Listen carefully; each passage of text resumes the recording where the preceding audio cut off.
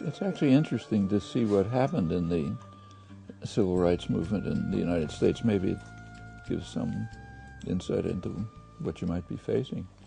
The civil rights movement, first of all, the United States has a grotesque history of racism. I don't have to talk about it.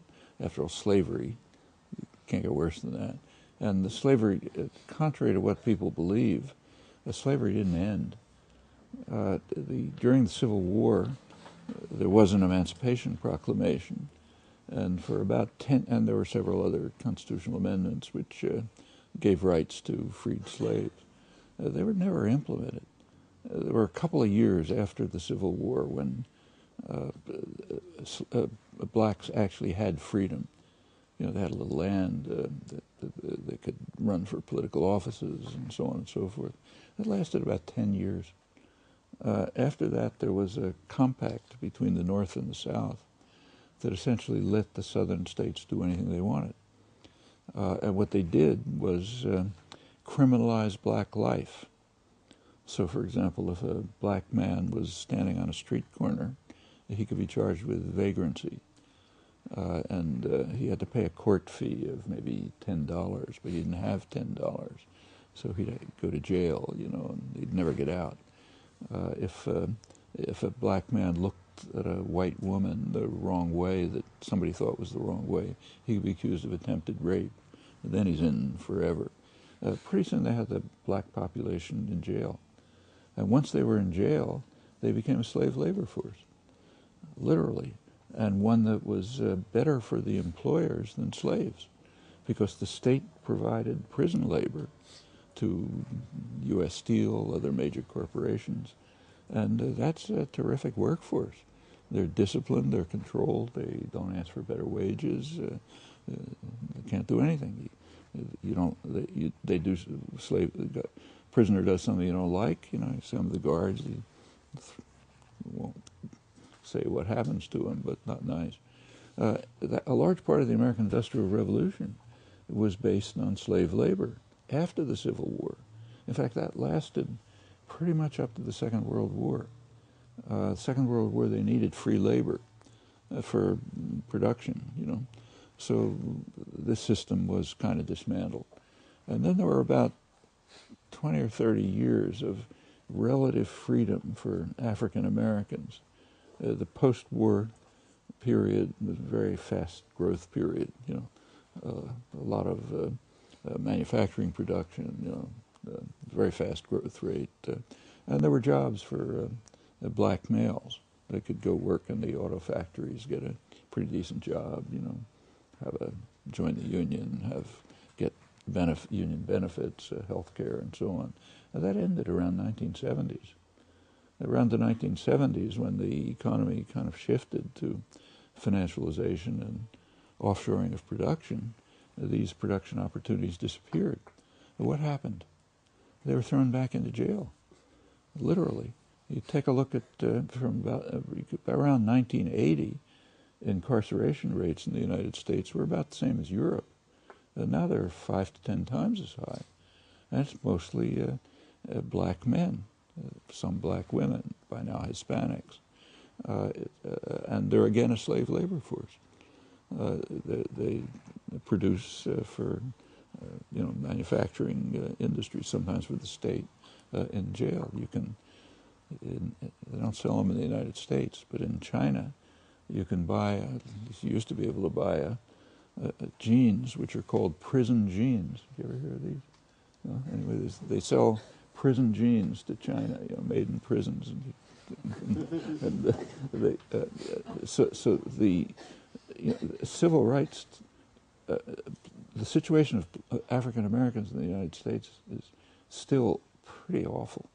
I mean, it's kind of like at the end of apartheid in South Africa. It did allow blacks to drive in limousines and go to elegant parties and so on. But for the major black population, it's probably worse off than apartheid because it ran into class issues. I mean, what happened is that there was a little bit of a softening, amelioration of the race issue. So you can go to college, and a black could go to MIT and so on, but it's a very thin part of the community. Most of them were worse off than they were before. Well, what happened with the civil rights movement was very striking in this respect. So take Martin Luther King. If there's a Martin Luther King Day, everybody celebrates King every year. But what they celebrate is the early years of the civil rights movement. So everyone repeats his, I have a dream speech and so on. What's ignored, as long as King and the civil rights movement were concentrating on racist Alabama sheriffs, they were very popular in the North, Northern liberals. But by the mid-'60s, it was shifting to class issues. Remember that King was assassinated in Memphis when he was participating in a sanitation workers' strike. And he was on his way to Washington to try to organize a poor people's movement. Just in between, 4 minutes left for both answers. Oh, I'm sorry. Okay. So well, very quickly, as soon as it shifted to class issues, he was out the window. And he was irrational, was getting hysterical, forget about him. He's celebrated for the attack on racist Alabama sheriffs, and not when he turned to class issues. And I think that's what you're seeing here too. And it's so when you talk about, say, homophobia in the working class, it's real. Racism in the working class was real. Over the years, the way these things have been overcome is by common activities. When you get major strikes or formation of the CIO, labor unions, these things dissolved, and people got together on the basis of their class interests, and race and other conflict. And in fact, it takes. In working class communities, women are often treated horribly. There are feminist issues; they're real. It's just that they're kind of suppressed, and they can come out too. I've seen plenty of that myself, but I just don't think there's any particularly magic about it.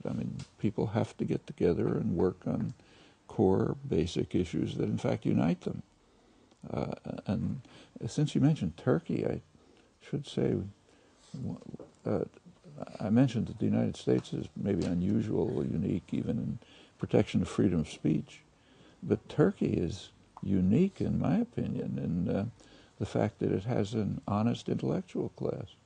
It's the only country I know where prominent intellectuals, writers, artists, publishers, are not only protesting oppressive laws, but constantly engaged in civil disobedience against them. I've participated a couple of times, and facing prison, which isn't nice, sometimes enduring serious punishment, coming right back. I was at a freedom of speech conference in Turkey a couple months ago, in which journalists, writers, others were discussing their efforts to bring up the Armenian genocide and the repression of the Kurds, which is going on right now. And they're facing punishment, but they keep at it. There's nothing like that in the West.